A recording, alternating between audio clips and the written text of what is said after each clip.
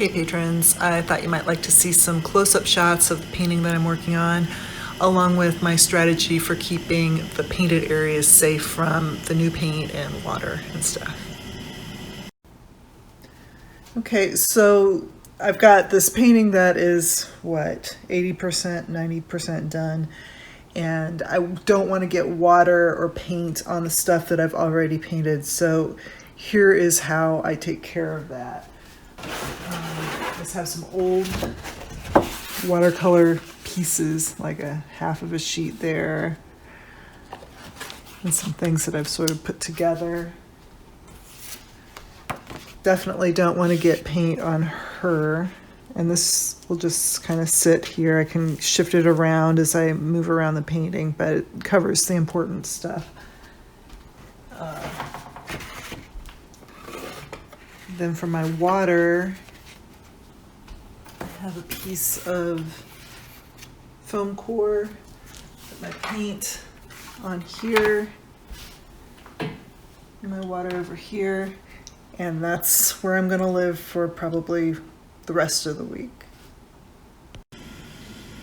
Okay, so the top left corner, I've got this religious seeming painting. There seems to be a Virgin Mary, baby Jesus thing, and lots of little angels. I think that's an Art Deco sculpture. I knew people who used to collect things like those. Bookshelf. I love that little vase. It's probably my favorite part of the painting, to be honest. These books took forever, like entire audiobooks just for each shelf. I think the Hunter S. Thompson stuff's a little obnoxious, but I decided to keep it because I think it means something to the client. And shadowy books down here in the bottom. Moving over to the other corner, got some wood grain. I think that's a cushion, a little typewriter, a magazine, and I've covered her up, as you know.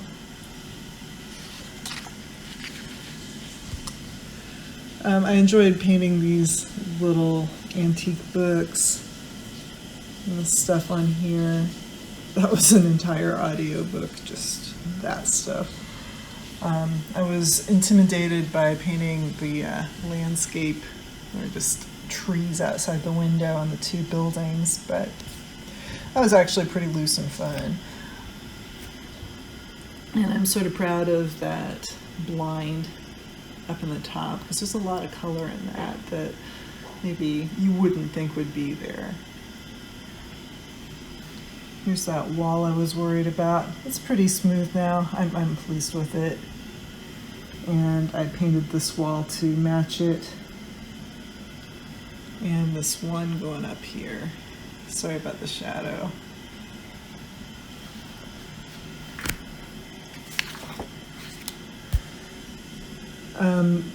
Yeah, I asked everybody, what do you like better, a conductor's baton or a magic wand in her hand?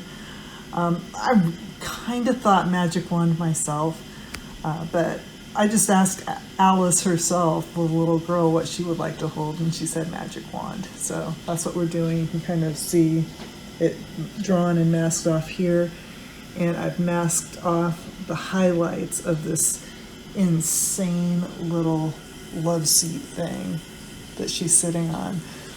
Those will be white or at least light beige. And then we have dark beige and sort of bluish, brownish shadows here and there. So it'll be sort of a warm element and a painting that's kind of cool. So I think this will really be key the way I paint this. All right, that's it. Thanks for your support.